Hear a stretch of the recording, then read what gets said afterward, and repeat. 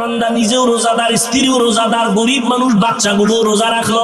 সারাদিন রোজা রাখার পর বিকেল বেলা পেরেশান হয়ে গেল, আমার বাচ্চাগুলো ইফতারির কোনো আয়োজন নাই। আমি আর আমার স্ত্রী একটু পানি দিয়া খেজুর ফেলে পেলাম না, পারলে পানি দিয়ে আমি ইফতার করবো। বাচ্চাদের কিছু না দিলে তো লজ্জায় আমি মুখ দেখাইতে পারবো না।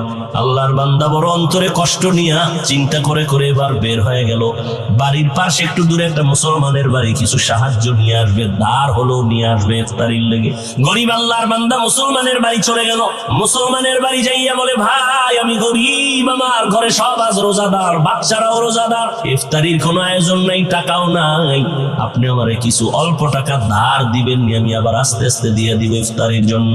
মুসলমান অহংকারী বলে, তোর গরিবের টাকা দিলে আর পাবো না, যাও, দেওয়া যাবে না। আল্লাহর বান্দা বিমুখ হইয়া চোখের পানি ছেড়ে কাঁদতেছে। রাস্তা দিয়ে হাঁটে, আমি কেমনে বাচ্চার সামনে দাঁড়াবো, চোখের পানি পড়তেছে। হঠাৎ করে দেখা যায় অপর দিক থেকে একটা লোক, ভদ্রলোক আসতেছে, কান্না দেখে বলে, দাঁড়াও, তুমি কাঁদো কেন? আমার মনের জ্বালায় কাঁদি। বলে, একটু বলো। লোকটা বিধর্মী, গরিব মুসলমান বলে, তুমি বিধর্মী, তোমাকে বলে লাভ কি? বিধর্মী বলে, বলো। বলে, এই হালাত, আমার বাচ্চাদের ইফতারির আয়োজন নাই, মুসলমানের কাছে গেলাম, টাকা দিল না, কেমনে আমি ইফতারি করব? বিধর্মী লোকটা বলে, মনে কিছু যদি না নাও, আমি তোমাকে ইফতারির জন্য কিছু টাকা দিই, আমার আর ফেরত দেওয়া লাগবে না, নিয়ে যাও। টাকা নিয়ে গেল। এবার ইফতারির আয়োজন করে। ইফতারি সামনে, দোয়া কবুলের সময়, বুঝেননি? ইফতারি সামনে নিয়ে দোয়া কবুল করতে দেরি, খোদার কসম কবুল হতে দেরি নেই। ওই বান্দা ইফতারি সামনে নিয়ে এবার অন্তর থেকে দোয়া আসতেছে, কিন্তু দোয়া কি করব? টাকা দিছে বিধর্মী, মুসলমান তো দেয় নাই, কে দিছে? দোয়া কি করব? গরিব আল্লাহর বান্দা বাচ্চাগুলো নিয়ে বলে, আল্লাহ আমি ওই বিধর্মীরে কি দোয়া করব? একটা দোয়া করি, তুমি হেদায়াতের নূর তার সিনায় দান করে দাও। দোয়া করে দিল। আল্লাহর বান্দা দোয়া তো করে দিছে, মুসলমান ব্যক্তি তো দান করে না, ওর ভিতরে জ্বালা শুরু হয়ে গেছে। রাতের বেলা ঘুমায় দেখে কিয়ামতের মাঠ কায়েম হয়ে গেছে। সূর্যের গরমে মানুষ দৌড়াদৌড়ি করে পাগলের মতো, কোথায় ছায়া? আরশে আজিমের ছায়া ছাড়া কোনো ছায়া থাকবে না। আল্লাহর বান্দা নজর করে দেখে মাঠের এক পাশে একটা বিল্ডিং দেখা যায়, দৌড়ায় গেল আশ্রয়ের জন্য। দৌড়াইয়া গিয়া দেখে বিল্ডিং এ তালা লাগানো। দারোয়ান ওখানে বলে, একটু ঢুকাইয়া দাও, সূর্যের গরম সহ্য করা যায় না। বলে, মিয়া তুমি যে ঢুকতে বলবা, তালা লাগানো, গেটে লেখা আছে বিল্ডিং এর মালিকের নাম। কার নাম? আমি তো আরবি বুঝি না। কয়, বিল্ডিং তার, যে দান সৎকা করবে, গরিবের দান করবে, হক আদায় করবে, তার এই বিল্ডিং। একটা চিৎকার দিছে, এই চিৎকারে সে হুশ হইয়া দেখে, চোখ দিয়া পানি পড়ে, চোখ খুইলাও। স্বপ্নে দেখছে বিল্ডিং, এবার কান্না করতেছে, স্বপ্ন ভাঙ্গিয়া এবার সজাগ হয়েও দেখে চোখে কি, আমার হুশ আসেনি। আয় হায়, আমি করলাম কি? দান করলে তো এই বিল্ডিং আমি পেয়ে যাইতাম। সকাল হয়ে গেছে, আল্লাহর বান্দা দৌড়ায় গেল গরিবের বাড়ি গিয়ে কয়, রে গরিব, আমাকে মাফ করে দাও, তোমার কত টাকা লাগবে নিয়ে যাও। বলে, আর লাগবে না, তোমার টাকা নিব না। গতকাল ইফতারির জন্য টাকা কই পাইলা? বলে, শুনে তোমার লাভ কি? বলে, বলো। বলে, ওই অমুক এলাকার এক বিধর্মী আমাকে টাকা দিয়েছে। দৌড়ায় গেল বিধর্মীর বাড়ি, যাইয়া কয়, ও বিধর্মী, যত টাকা গরিবের দিছো ফিরাইয়া নাও, নিয়ে যাও। আল্লাহর বান্দা বলে, বিধর্মী বলে, না, আমি তো ফেরত নেওয়ার জন্য টাকা দেই নাই, আমি তো ফেরত নেওয়ার জন্য দেই নাই। তুমি আবার দাও কেন? তুমি কে? তুমি কি সেই মুসলমান যে গরিবের কাদাইছো, টাকা দাও নাই? নাও, যত চাও, বেশি চাও, দিব। এবার বিধর্মী একটু মিষ্টি হাসি দিয়া কয়, তুমি বিল্ডিং দেখে পাগল হয়ে গেছো না? মুসলমানের অন্তরে আর আগুন লেগে গেল। আমি একটা মুসলমান, বিল্ডিং দেখছি ঘুমের ঘরে, কিয়ামতের মাঠে স্বপ্নে, তুমি বিধর্মী হয়ে জানলা কেমনে? এবার বিধর্মীকে আমার আর বিধর্মী বলবি না, আমি ইমানের দৌলত নিয়ে ফলাইছি। রাতের বেলা ঘুমের মধ্যে দেখি রহমতের নবী হাজির, মায়ার নবী এসে আমার হাত ধরে কালেমা পড়ায় দিছেন।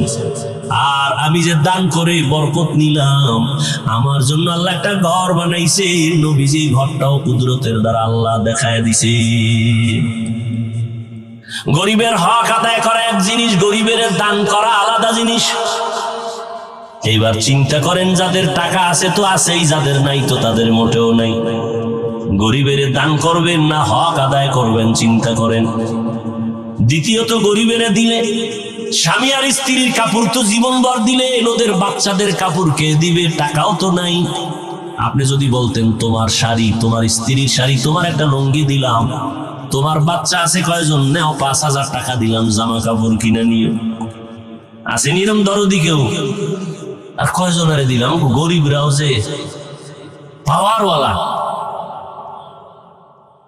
দিতে গিয়ে হ্যাঁ বাড়িঘর ভাঙ্গে লাগবে, পারে না বাড়ি ভাঙ্গে চুরে নিয়ে আসে। ধৈর্য বলতে কিছুই নেই। রোজার হক আদায় করো, রোজা রাইখা ক্ষুধা নিবারণের যে একটা চিন্তা, গরিবের এই ক্ষুধা নিবারণের চিন্তা করো। 11 মাস রমাজানের সাধনা, রমাজানের সারাদিনের সাধনা, রোজার মাধ্যমে আমি গুনাহমুক্ত হব, আল্লাহকে রাজি করব। রাতের বড় আমল তারাবির নামাজ। কয় রাকাত? জোরে বলেন। 20 রাকাত তারাবি। কম পড়ার কোনো সুযোগ নেই, খবরদার, কোনো সুযোগ নেই। হাজার হাজার হাজার সাহাবায়ে কেরামদের নিয়ে মিটিং করিয়া পয়গম্বরের কলিজার সাহাবী হযরত ওমর সিদ্ধান্ত নিয়া মসজিদে জামাতে 20 রাকাত তারাবি শুরু করেছেন। 1 রাকাত তারাবি কমানোর সুযোগ নাই। দ্বিতীয় রমাজানে 1 নফল ফরজের সমান। অতএব এই রমাজানে আমরা নফল কম পড়ব না, বেশি। শুধু 20 রাকাত তারাবি না, তাহাজ্জুদের যে একটা সুযোগ আছে 11 মাসে, এই সুযোগ আর হয় না। সাহারি খাওয়ার পুরা টাইম তাহাজ্জুদের টাইম। বাঙালি খাইতে খাইতে আজান ঠেকায়, তাহাজ্জুদ পড়ে না। ইনশাআল্লাহ রহমতের 10 দিন শেষের দিকে মাগফিরাত শুরু হবে। আমরা জানো আর তাহাজ্জুদ নষ্ট না করি, আজকে থেকে নিয়ত করি সাহারি খাওয়ার আগে পরে 2 রাকাত তাহাজ্জুদ পড়ব ইনশাআল্লাহ। রাজি আছি না? আল্লাহ কবুল করেন। তাহলে দিনের বেলা রোজা, খানার থেকে বাঁচাবো পেট, গুনাহ থেকে বাঁচাবো অঙ্গ প্রত্যঙ্গ। রাতের বেলা তারাবি কয় রাকাত? কোনো ফতুয়া নাই, কোনো চালাকি নাই, কোনো দ্বন্দ্ব নাই, কয় রাকাত? কম পড়া যাবে না। 3 নাম্বার, তাহাজ্জুদের নামাজ ছাড়া যাবে না। 4, রমজানের বড় একটা আমল কোরআনের তেলাওয়াত। কিসের তেলাওয়াত? কোরআন নাজিলের মাস, তারাবির মাধ্যমে 1 খতম দিতেছেন, আলহামদুলিল্লাহ। যারা পারেন না শিখে নেন না কেন? কোরআন শিখতে 20 ঘন্টা লাগে। কয় ঘন্টা? মাত্র 20 ঘন্টা লাগবে। এক দিন 1 ঘন্টা করে দেন, তারাবির পরে না হয় সাহারি খায় ফজরের পরে 1 ঘন্টা দেন। 20 দিনে কোরআন শিখে ফেলবেন ইনশাআল্লাহ। অজুহাত দিয়ে আল্লাহর কাছে বাঁচতে পারবেন না। কোরআনটা শিখে নেন, সন্তানের শিখানোর ব্যবস্থা করেন। যারা একেবারে পারেন না চেষ্টা করেন, মাঝে মাঝে কোরআন খুলে একটু আঙ্গুল টানেন, দেখেন, বুকে লাগান, আল্লাহরে বলেন, আল্লাহ কোরআনের বয়ান শুনি কলিজা ঠান্ডা হয়, এই কোরআনের নূর সিনায় দান করো। চেষ্টা করেন। কপাল পুড়ছে, ঘরের মধ্যে কোরআন 20 বছর, একদিন খুইলা দেখলেন না ভিতরটা কেমন। কোরআনটা মাঝে মাঝে খুলেন, পারেন না তারপরে দেখেন, দেখলেও সওয়াব আছে। আর হাঁটতে চলতে উঠতে বসতে জবানে দোয়া পড়বেন। রহমতের 10 দিনের দোয়া, ইয়া আরহামার রাহিমিন। মাগফিরাত শুরু হয়ে যাবে, মাগফিরাতের দোয়া, আস্তাগফিরুল্লাহ। নাজাতের 10 দিন আসবে, সেখানে দোয়া, আল্লাহুম্মা আজিরনি মিনান।